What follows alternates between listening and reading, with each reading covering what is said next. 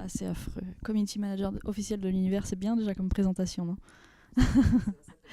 Alors, je m'appelle Florence, j'ai 34 ans. Que pourrais-je dire? Je suis auteur, c'est mon statut administratif. Voilà, l'administration, c'est ça. Donc, je passe mon temps à écrire des choses à propos des sciences, enfin de la culture scientifique en tout cas. Donc j'ai publié pas mal de livres. Je fais aussi l'andouille devant une caméra très régulièrement sur ma chaîne YouTube ou sur une chaîne YouTube qui s'appelle String Theory. Voilà, mais aussi en parlant de science. Donc parce que c'est un petit peu ma marotte, hein. Voilà, j'aime bien les planètes, tout ça. Et voilà, je sais pas ce que je pourrais dire de plus en fait. J'aime les mangues et la glace. Non, pas qui se mange, la vraie glace. Genre la glace qu'on trouve dans les pôles, quoi. Ah ouais, ouais, ouais, les icebergs et tout. Moi, je veux en voir dans ma vie avant qu'ils fondent tous. Faut que je me dépêche. Et voilà, c'était bien pour plomber l'ambiance d'un coup. Et bonne journée, hein, bien sûr. Et voilà, je crois que je vais m'arrêter là parce que je vais vraiment dire des bêtises au bout d'un moment. Vaste question. Du temps, du coup. Pour rester dans le thème des utopiales cette année. Oui, oui, moi j'ai participé à une mission qui, au niveau du temps, était très courte. C'était 15 jours. C'était pas avec la NASA, c'était avec la Mars Society, mais peu importe, c'était aux États-Unis, effectivement, dans un désert. Et donc, ouais, 15 jours, c'est très très court parce que déjà, il faut récupérer du décalage horaire, hein, parce que l'Utah, c'est loin. Et tu mets déjà 4 jours à récupérer. Enfin bon, bref. Mais c'est une question super intéressante parce qu'effectivement, c'est quand on ira sur Mars, quand il y aura des missions habitées, c'est un voyage qui durera, une mission qui durera 3 ans. En gros, donc c'est entre 2 ans et demi et 3 ans, c'est 6 mois de voyage, 1 an sur place et 6 mois de voyage et retour. Donc oui, effectivement, ça se posera comme question et je pense qu'il y aura de toute façon dans les voyages, donc dans les vaisseaux, entre la Terre et Mars ou entre Mars et la Terre, un rythme circadien qui sera perpétué, c'est-à-dire que certes le soleil ne se lèvera pas, soit il sera dans le dos, soit il sera a priori toujours du même côté. Donc il y aura voilà, un réveil tous les matins à 7 heures avec de la lumière artificielle. Enfin voilà, il y aura un rythme terrestre qui sera reconstitué à l'intérieur du vaisseau. Ça me semble absolument primordial pour garder un équilibre sain de rythme de vie. Et sur Mars, ça se posera pas trop comme question parce que là, en l'occurrence, quand ils seront au sol, il y aura un rythme régulier de soleil qui se lèvera, qui se couchera, etc. Et il se trouve que Mars a eu la bonne idée de se caler à peu près sur le rythme terrestre, c'est-à-dire que les journées durent 24 heures et 39 minutes. Donc c'est un tout petit peu plus long, mais ça reste quand même vachement proche de 24 heures. Si on compare à la Lune, les jours durent 15 jours et les nuits durent 15 jours.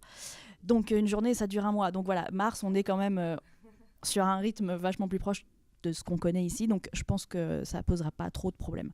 Donc voilà, mais il faudra oui, faire attention à effectivement s'adapter. Moi, dans ma BD, je suis partie du principe, à un moment, j'explique, je crois, qu'ils rajoutent 1 minute à leur journée pendant le voyage, jusqu'à ce qu'ils arrivent à 24 heures et 39 minutes. Donc, bah voilà, tu connais mieux le scénario que moi, j'avais oublié ce détail. Effectivement, tous les 2 jours pendant le voyage, ils rajoutent 1 minute à la longueur de leur journée pour passer en douceur d'un rythme terrestre à un rythme martien. Ben, Ben oui, parce que de toute façon, ils n'auront pas le choix. Le soleil se lèvera, enfin, je veux dire, ils pourront pas ralentir la planète ou l'accélérer, je sais plus, j'ai un doute, pour que, pour que ça fasse un rythme terrestre. Donc ils seront obligés. C'est comme quand on voyage d'un pays à un autre, on se cale sur le fuseau horaire du pays où on habite, parce que garder un fuseau horaire voilà, de la France si on est au Japon, c'est moins pratique. Tout de suite, on ne vit pas sur le même rythme. Donc, effectivement, si on garde un rythme terrestre sur Mars, ça n'a aucun sens parce qu'au bout de quelques jours ou quelques semaines, on se retrouvera midi à minuit, quoi. Enfin, aucun intérêt.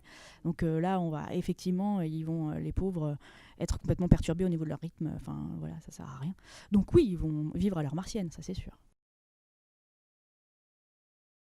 Alors, j'aime pas le mot colonie. C'est pas bien. Moi, je passe, des bases permanentes, ça me paraît bien comme terme, non? Comme il y a en Antarctique, comme on prévoit aussi sur la Lune, sans doute, avant Mars. Donc des bases permanentes et qui seront essentiellement scientifiques. Moi, c'est comme ça que je vois les choses.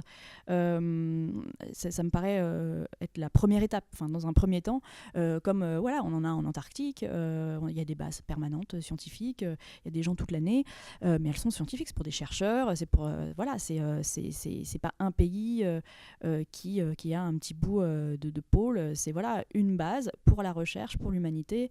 Et voilà, et je pense que la Lune et Mars, ce sera pareil. Au niveau des ressources, ça dépendra de combien ils sont. Évidemment. Il y a de l'eau sur Mars, il y en a plein partout, et ça c'est pas un problème, enfin sous forme de glace, on est d'accord que c'est pas sous forme liquide, mais ça c'est possible d'en extraire du sol, enfin voilà, après ça sera compliqué, on est bien d'accord, mais il y en a sur place.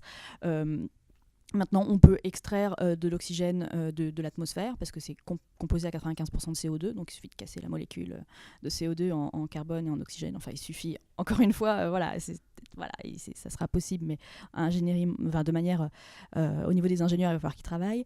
Mais voilà, c'est pas exclu, et puis on pourra fabriquer du carburant aussi sur place. Enfin, il y a des ressources sur place. Maintenant, on peut rien faire pousser.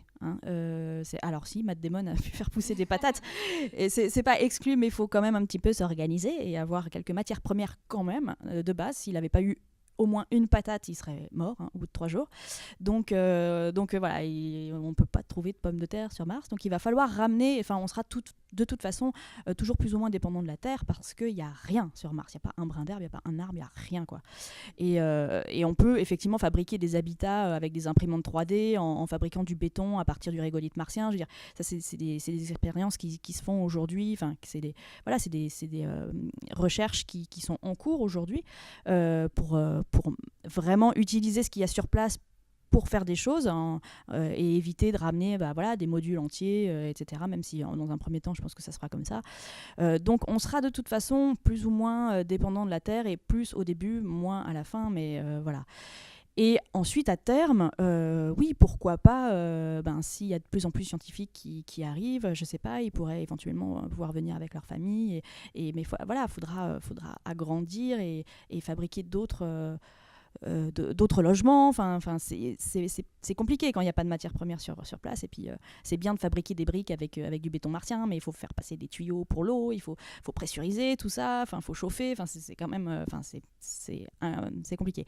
Et au niveau de l'adaptation, la gravité martienne est top parce qu'en fait, elle est moins forte qu'ici, donc on se sent plus léger. Et en même temps, ça reste quand même une gravité où on a les pieds sur terre et on ne se casse pas la figure tous les 3 pas, comme sur la Lune, on peut très très très vite déséquilibré. Donc en fait, du point de vue des astronautes qui ont testé la gravité lunaire et martienne, et terrestre évidemment, martienne dans un avion parabolique bien sûr, ils disent c'est la gravité martienne le plus agréable, quoi.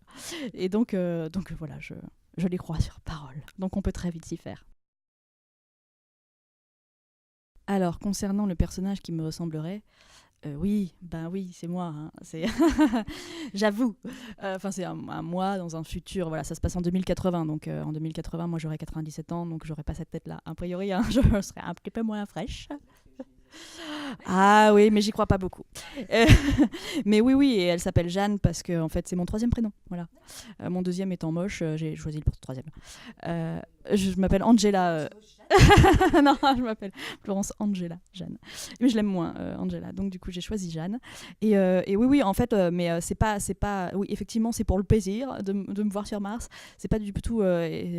C'est plus par plaisir que par égocentrisme. En fait, le truc, c'est que non, mais sérieusement, c'est que quand Boulet, donc le dessinateur de BD bien connu, en fait, il co-édite cette collection chez Delcourt. Voilà, c'est lui qui co-dirige la collection.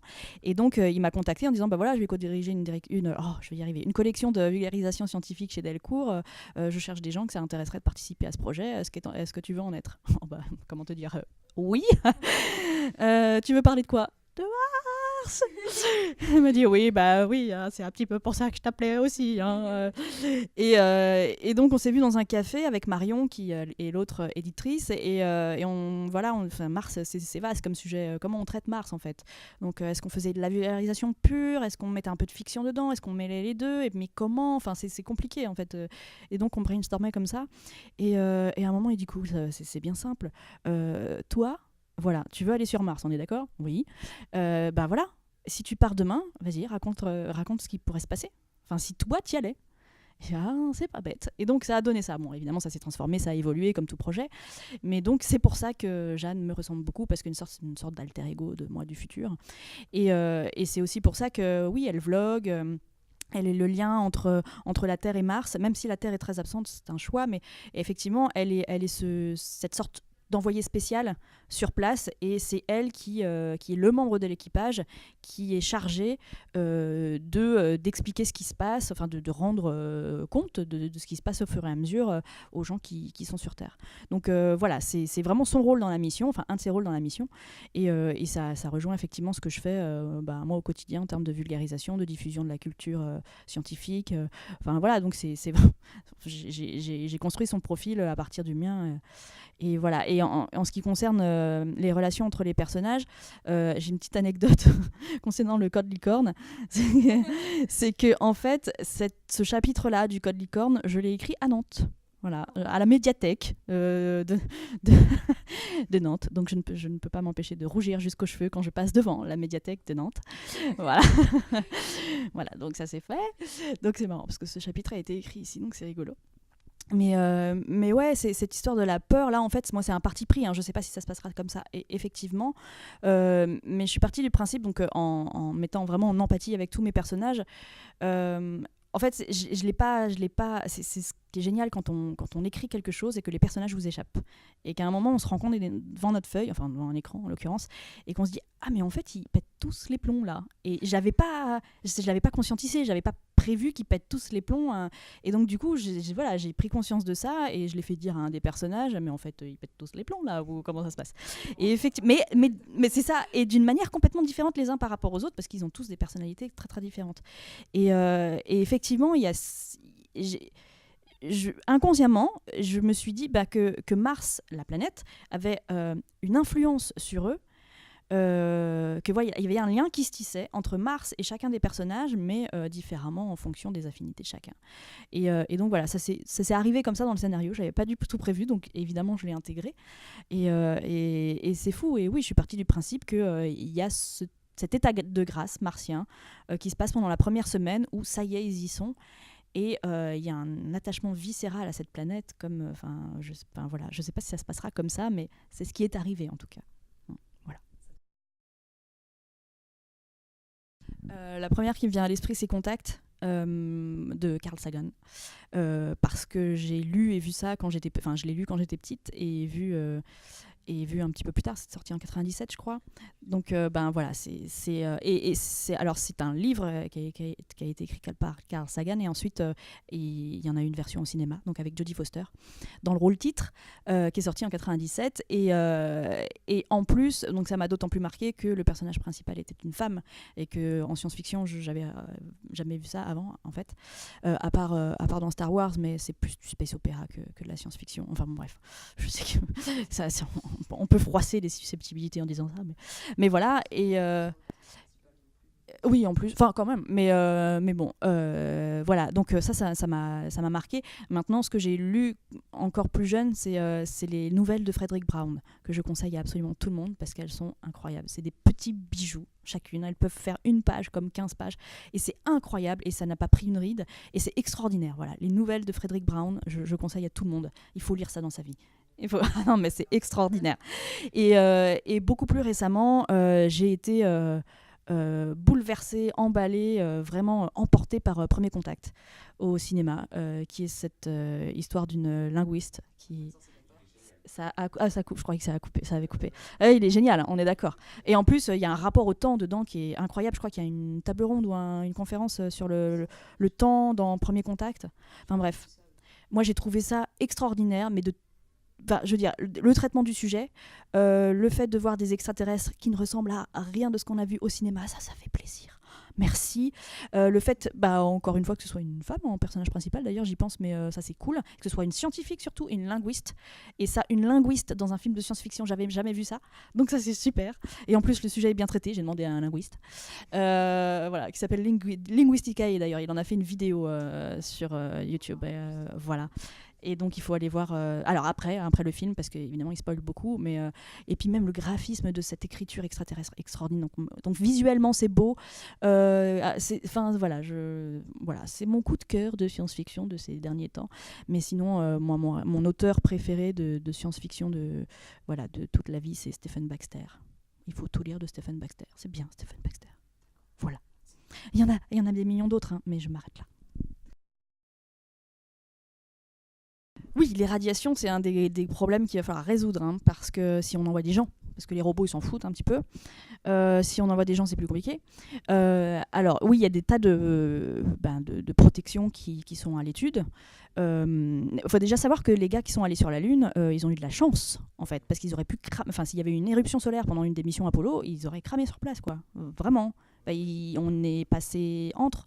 C'est juste de la chance, ça. Donc, c'est plutôt cool. Mais vers Mars, on va pas prendre ce risque, en fait. Puis on connaît mieux l'activité du Soleil et puis les doses de radiation qui sont acceptables ou pas. Donc, il va falloir prendre ça en compte. Maintenant, ce qu'il y a, c'est que l'eau, par exemple, permet d'être un bon bouclier. Donc, une des solutions, ce serait d'entourer les parois, enfin d'entourer, de faire une paroi à l'intérieur des vaisseaux remplis d'eau. Voilà, pour arrêter, ou de glace, pour arrêter les rayons cosmiques. Donc ça, c'est une des solutions, en ayant toujours un module blindé en cas d'éruption solaire. Et donc voilà, donc ça, c'est une des solutions. Il y a aussi les excréments humains qui arrêtent bien. Non, mais c'est une vraie... Mais c'est parce qu'ils sont pleins d'eau, effectivement, mais ça peut être une bonne barrière. Et le truc, c'est que on en produit tous les jours. Donc c'est pratique et c'est à un moment dans la BD je crois que j'ai dit voilà je vais aller contribuer à construire mon mur de radiation anti-radiation. C'est plus classe que dire que je vais faire la deuxième commission. Voilà. Mais voilà, ça peut être une solution. Moi, je suis partie du principe dans la BD qu'on savait guérir le cancer à tous les coups à 80 ans. En 2080, je veux dire. Je suis fatiguée, pardon. Là, j'ai faim en plus. Alors, c'est ça, mon cerveau... voilà. Mais voilà, parce que c'est ça le problème, en fait, c'est que ça a produit des cancers. Voilà, donc s'il y a plus de cancer... Enfin, si on sait guérir le cancer, il n'y a plus de problème, en fait. Non, mais on peut voir le problème sous cet angle-là. Il y a ça aussi. Et oui, non, mais après, il y a des tas de problèmes. Mais globalement, il y a quand même des gros risques de cancer. Les radiations, c'est ça. Et il y a aussi le fait que... alors, il y a une étude... C'est une étude, apparemment, et d'ailleurs, non, oui, une étude sur les données spatiales, mais les femmes seraient plus sensibles au rayonnement que les hommes. Voilà. Mais ça, on le sait depuis des années. Quand vous passez une radio, une mammographie ou des trucs comme ça, je sais que pour les femmes, il faut en faire moins parce qu'on est plus sensible au rayonnement. Bon, voilà, c'est comme ça, mais c'est bien de le savoir, parce que les équipages seront mixtes, et donc du coup, c'est bien de savoir que les femmes seront plus sensibles que les hommes à ça. Et les jeunes sont plus sensibles que les vieux, etc. Donc bon voilà, il y a des tas de critères à prendre en compte. Mais ce qu'il y a, en fait, la question, c'est pas tant la question des radiations, c'est la question de savoir éthiquement ce qu'on voudra bien faire prendre comme risque aux marsonautes. Voilà. En fait, c'est ça le problème. Moi, je connais aucun astronaute qui dirait non à un voyage vers Mars. J'en connais pas. Hommes-femmes, j'en connais pas. Ils seront dans des conditions de sécurité les plus avancées possibles, évidemment. Ils sont pas suicidaires, personne ne laisse, ça n'aurait aucun sens. Mais je veux dire, il n'y a pas une astronaute qui dirait si j'ai effectivement 15% de malchance en plus d'avoir un cancer au cours de ma vie, j'y vais quand même. Maintenant, si c'est 100%, on va peut-être réfléchir, mais voilà, ça sera un point d'éthique à discuter et à voir. Parce que en fait, c'est pas le cancer sûr et certain. En fait, c'est juste un pourcentage de chance d'avoir plus un cancer que quelqu'un qui serait resté sur Terre. Donc voilà, c'est pas qu'on l'aura à coup sûr, c'est que c'est ça. Donc voilà, après ce sera aussi à chaque individu de décider ce qu'il est capable ce qu'il a envie de prendre comme risque ou pas. Et voilà, et je pense que ce sera une décision éthique à l'échelle des gouvernements et des agences spatiales, et un choix individuel. Il faudra mêler un petit peu ça, mais de toute façon dans l'optique où effectivement il y aura quand même un maximum de protection contre les radiations, évidemment. On va pas envoyer des gens comme ça. Ouais. Et sur place, en fait, ce sera vraiment compliqué pendant le voyage, mais apparemment sur place, ce sera un petit peu moins problématique que ce qu'on avait prévu jusqu'à présent. Donc voilà, et puis pareil, au niveau des modules, etc., il y a des solutions. Enfin, le régolithe martien arrête bien les rayons, comme le régolithe lunaire d'ailleurs, donc éventuellement recouvrir les modules, ou alors ou en faire vraiment avec des briques de béton martien. Enfin voilà, il y a des solutions, il y a des solutions. C'est juste que là, pour l'instant, on les a pas mises en place, en œuvre, mais on y travaille. Ça va, ça. On va trouver la solution. Alors, le thème de cette année, c'est le temps. Eh oui, le temps. Eh ben, c'est un thème qui me fascine depuis que je suis toute petite. Non, mais vraiment, personne ne sait ce que c'est. Et je pense que personne ne saura jamais. Enfin, j'en sais rien, à moins de devenir des êtres plus que tridimensionnels, quadridimensionnels. J'en sais rien. En fait, je sais pas. C'est un thème fascinant. Et qui peut être traité de millions de manières, parce que du coup, comme personne ne sait ce que c'est très bien, parce qu'on peut le prendre par tous les angles, par tous les bouts, on aura toujours quelque chose à dire dessus, sans apporter jamais de réponse, c'est ça qui est génial. Ouais, non, c'est un thème absolument fascinant. Moi, j'adore lire de la philosophie des sciences sur ce thème-là, et je trouve ça... C'est à la fois planant, ça te retourne le cerveau, tu sais plus comment tu t'appelles à la fin, enfin, c'est terrifiant, faut remettre en cause tout ce que tu croyais acquis et qu'on t'explique. En fait, tu te rends compte que en tant qu'être humain, de toute façon, on appréhende mal le monde dans lequel on vit, mais que pour le temps, mais aussi pour l'espace. Donc, c'est pas ou pour les vitesses. Oh là, j'ai faim, pardon. Voilà. D'ailleurs, il est temps d'aller manger, hein, je crois. Hein. Voilà, donc ça c'est fait. Écoute, tiens-toi, s'il te plaît. Voilà, il y a un micro pas loin, s'il te plaît. On me nourrit pas aux utopiales. Non, mais le temps, moi je trouve, moi je suis très contente d'être dans cette édition où on en parle parce que du coup j'essaye d'écouter beaucoup de gens en parler et les points de vue sont complètement différents et c'est ça qui est génial, c'est que personne n'est d'accord.